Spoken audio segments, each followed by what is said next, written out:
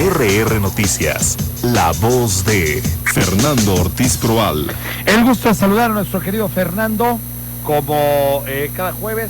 Fernando, te mando un gran abrazo. Antes que otra cosa, sé que ha pasado una circunstancia muy complicada en el seno familiar. Te mando toda nuestra solidaridad, nuestro deseo de una pronta resignación, y ya sabes que estamos contigo. Falleció mi queridísima suegra Josefina Tomasi, y bueno, venimos a despedirla. La verdad que estamos la familia tristes, pero tranquilos porque tuvimos el regalo de gozarla durante muchos años y fue una persona excepcional. Mi querido Fernando, pues te mando un gran abrazo y te reitero entonces nuestro deseo de que haya una resignación pronta y claro, nuestras oraciones contigo, con tu señora esposa y con tu familia. Fernando, pues estamos en un momento importante luego de la elección del pasado domingo. ¿Cuáles son tus impresiones? Pues mira, estimado Ángel, la verdad es que habíamos venido comentando un montón de aspectos en torno a la pasada elección y hoy tenemos ya respuestas a esas dudas que nos generaban, primero los resultados, ¿no? El resultado presidencial no sorprende, lo que sí sorprende es la distancia que le saca Claudia Sheinbaum a Xóchitl Gálvez. 60% de la votación se lo lleva Claudia Sheinbaum. Había quienes dudaban que pudiera ella superar el 53% de Andrés Manuel López Obrador de la elección anterior, y lo supera con creces, y eso sorprende, ¿no? Sorprenden las gobernaturas, que se llevan 7 de 9, ya con la del Verde suman 24 entidades gobernadas finalmente a través de esta coalición por Morena. Llama mucho la atención la mayoría calificada en Cámara de Diputados y prácticamente en el Senado, porque están a 4 senadores y hay pues 17 priistas y 2 perredistas, que probablemente algunos irán acercándose a Morena, ¿no? Y finalmente también llama la atención que gana Claudia Sheinbaum en 31 de 32 entidades, estimado Ángel, ¿no? Sí. Ahí es interesante ver, por ejemplo, el caso de Querétaro, donde con relación a la votación para senadores, que ganan Lupita Murguía y Agustín Dorantes de manera también contundente, hubo un voto cruzado del 20%. O sea, Lupita y Agustín le ganan a la fórmula de Morena por 100,000 votos, y Claudia Sheinbaum le gana a Xóchitl Gálvez en Querétaro también por 100,000 votos. Hay una diferencia de 200 atendiendo a la votación. Estamos hablando más o menos del 20%, que es interesante, ¿no? Porque se hablaba del voto cruzado, pero no sabíamos de qué tamaño podía ser, ¿no? Estamos ahora en esta etapa en la que la coalición de PAN, PRI, PRD andan solicitando ahí el recuento de los votos. Más bien deberían solicitar el recuento de los daños. Debería ser una profunda reflexión. El tema de la sobrerepresentación en la Cámara de Diputados, que pues hay un vacío legal, una laguna, aplica a los partidos pero no a las coaliciones. Eso les va a permitir subirse con la sobrerepresentación del 54% al 72% a Morena y sus aliados. Y bueno, pues Querétaro, si bien se defendió en la elección, fue de las entidades en las que menos bien le fue a Morena. Sin duda, con la nueva composición del Congreso local y la integración de los municipios, le cambia el escenario político al gobernador Mauricio Curi.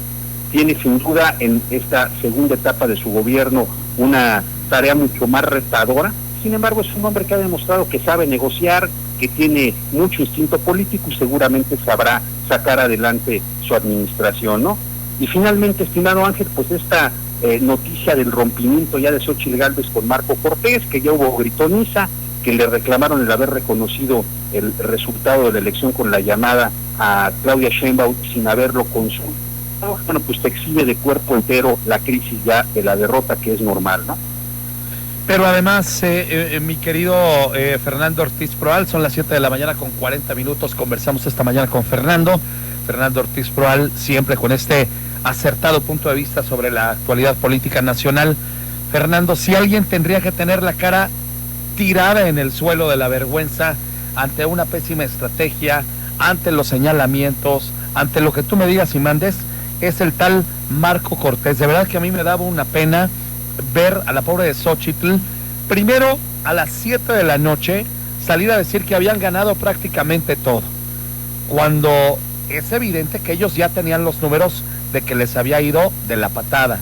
Si el equipo de Xochitl no los tenía, yo te puedo garantizar que el equipo de Marco y el equipo de Alito sí los tenían.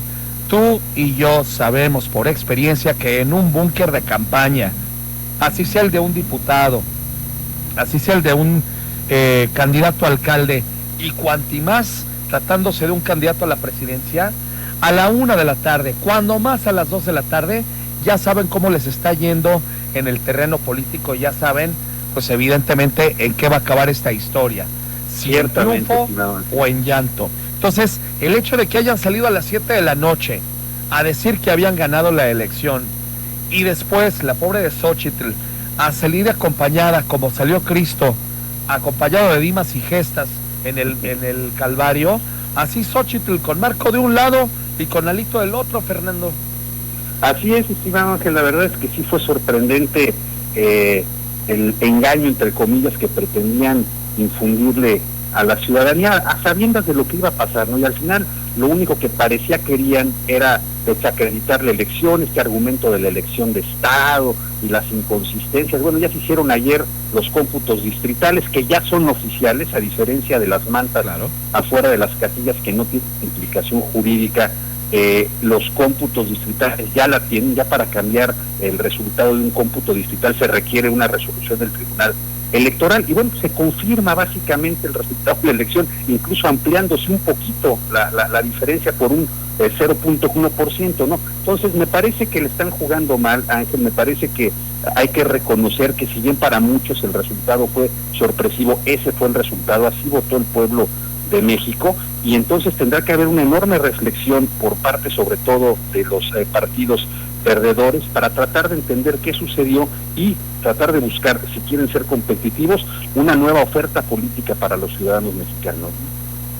Mira, tan sencillo como que algunos ya están empezando a hablar del tema de un supuesto fraude, y Lorenzo Córdoba Vianello, quien era el presidente del Instituto Nacional Electoral, y que sabemos que si algo tiene marcado y clarito es una animadversión por la 4T, salió ayer con todas sus letras a decir: es irresponsable hablar de un fraude electoral, Fernando. Ciertamente, y es incongruente, Ángel, que quienes hasta hace un par de días afirmaban el INE no se toca, hoy quieran afirmar al INE no se le cree, ¿no? La verdad es que lo único que están haciendo es enturbiar un proceso en perjuicio de la salud democrática de México, sin obtener ningún beneficio y únicamente distanciándose aún más del gran universo elector que se manifestó, yo no sé, en muchos casos sin duda en favor de Claudia Sheinbaum, pero en muchos otros también en contra de esa propuesta no congruente, de esa ruta sin destino que planteaba una coalición ornitorrinca, ¿no?, por llamarle de alguna manera, en la que no había ni pies ni cabeza. Fernando, eso es lo que a mí más me preocupa de esta circunstancia. Yo entendería que alguien cuestionara unos números de una elección como la que vivimos el domingo, que además fue sumamente claro que una enorme cantidad de la población decidió acudir al llamado a las urnas, y por lo menos aquí en Querétaro, tú lo sabes, se vivió un momento excepcional con personas abarrotando cada una de las casillas.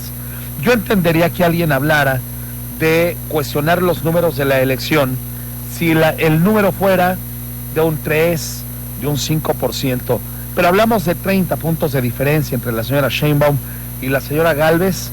Creo que ya tendríamos que estar pensando en otra cosa, mi querido Fernando. Coincido contigo, Ángel, la distancia es tan grande que es absurdo el querer impugnar la elección. Además, Ángel, hay por ahí un engaño, porque finalmente quienes hicieron un gran trabajo, un gran esfuerzo y actuaron con enorme responsabilidad, que fueron los funcionarios de las casillas, eran ciudadanos, no eran funcionarios del INE, fueron ciudadanos. Entonces, a quienes se está acusando de manera injusta, aparentemente, de haber orquestado un fraude, es al pueblo de México, y eso no lo merece. Estoy totalmente de acuerdo contigo. Yo estaría ya más por la labor de empezar a ver si formo parte de los partidos de la oposición que fueron aplastados de manera tan evidente el pasado domingo, ver qué hacer para cambiar las cosas y empezar ya a construir un proyecto distinto que le sea atractivo a la gente, pero que además se pueda leer claramente por qué la gente votó por la señora Sheinbaum, y por el proyecto que implica continuidad. Aquel que hoy, en el marco de este México, que hizo que 30 millones, más de 30 millones de personas salieran a votar por un proyecto político, que no entienda y que minusvalore a esos votos, me parece que no ha entendido la realidad o la nueva realidad en la que estamos viendo en este país, y tendrían desde el campo político que darle pues el peso y el valor que tienen a cada una de esas personas, en vez de, reitero, minusvalorarlas, si no es que francamente despreciarlas, o en algunos casos hasta ofenderlas, porque ha habido ya quien hasta ha ofendido a aquel que salió a votar por determinado proyecto de nación. Si la mayoría eso es lo que ha querido, habremos de respetarlo, y quienes no estén de acuerdo con esa postura, pues tendrán que ver también cuáles serán las alternativas que podrán ofrecer para que todos dentro de este país podamos caber, porque tampoco se va a ir la gente que no votó por la señora Sheinbaum, ¿no? Así es, estimado Jesús. Mira, 31 de 32 entidades le dieron el triunfo a Claudia Sheinbaum, salvo Aguascalientes, donde me parece que la diferencia fue del 4%. En el caso de Querétaro, por ejemplo, prácticamente todos los municipios, excepto Corregidora, hay este voto cruzado en favor de Claudia Sheinbaum por un lado, y de la propuesta del PAN en el Senado y para otros cargos importantes como los municipios de la zona conurbada, y hay a quien no le guste el resultado. Está bien que no te guste, pero una cosa es que no te guste y otra cosa es que no sea la realidad. Negar la realidad me parece absurdo. Lo cierto también, Ángel, y tú lo acabas de decir, es que la alianza PRI-PAN-PRD no funcionó, fue un fracaso, y ahora pretender llevarla a lo parlamentario me parece que es un doble despropósito después de lo que pasó en las urnas. El querer continuarla hacia lo parlamentario me parece un despropósito. Cada partido tendría que estar ya viendo sus platos rotos y cómo trata de recomponer en lo que pueda su oferta política, insisto, para México. Y bueno, pues vendrán más gubernaturas el año que viene y esto sigue avanzando, y hasta en tanto la oposición no entienda que para hacer oposición hay que ofrecer algo más allá de la crítica al gobierno existente, poco van a avanzar. Tienes toda la razón, y te digo, a mí me parece, lo he venido diciendo a lo largo de estos días, el tema de la soberbia. Quien desde una posición de soberbia no valore el voto de estos millones de mexicanos que decidieron apostarle a la continuidad, me parece que no está entendiendo el momento en el que vivimos y está condenado a vivir otra vez un nuevo fracaso político. ¿Cuáles serán las alternativas? ¿Cuáles serán las estrategias? Y la humildad suficiente para decir, este proyecto no funcionó, veamos qué corregimos y cómo reencauzamos el rumbo. Eso es lo que tendrían que estar trabajando ya los partidos y las estructuras. ¿Y por qué no? Si le hago una cartita a los Reyes Magos, pedirle a estos dirigentes partidistas que fueron francamente un fiasco y que no pasó a ser unos pillos y unos tunantes, que pusieran sus cartas de renuncia en la mesa, Fernando. Pues sí, y lo más triste es que en lugar de suceder eso, ahora van a ser los coordinadores de esas pequeñas fracciones legislativas en el Parlamento mexicano, ¿no?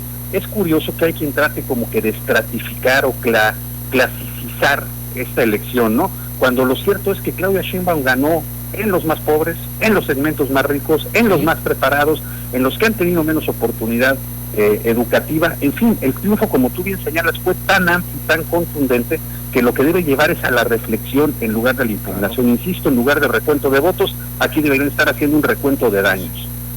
Digo, y se vale, la ley permite que solicites este recuento, pero a mí me parece que ya siendo inteligentes tendríamos que estar en otra cosa, y que las otras fuerzas políticas que no fueron beneficiadas con el voto popular traten de hacer un ejercicio, un autoexamen de qué fue lo que hicieron mal, y que con base en ello replanteen las estrategias en vez de estar llorando por la leche derramada, porque eso, pues eso ya pasó. Oye, Fernando, siempre es un gustazo platicar contigo. Igualmente, estimado, es un placer de verdad, te mando un abrazo con mucho afecto. Gracias por estar con nosotros, Fernando Ortiz Proal, que como siempre nos da una siempre acertada lectura de los escenarios políticos nacionales. Son ahora las 7:50, Sole viene con el reporte vial.